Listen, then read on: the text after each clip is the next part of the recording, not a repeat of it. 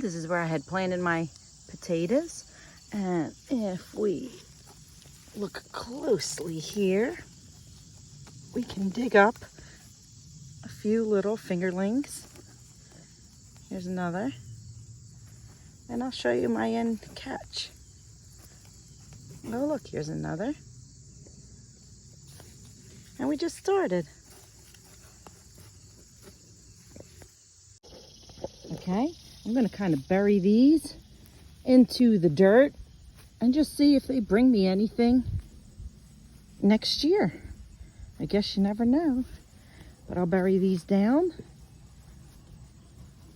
Some of them have roots, little potatoes, and we'll leave them here.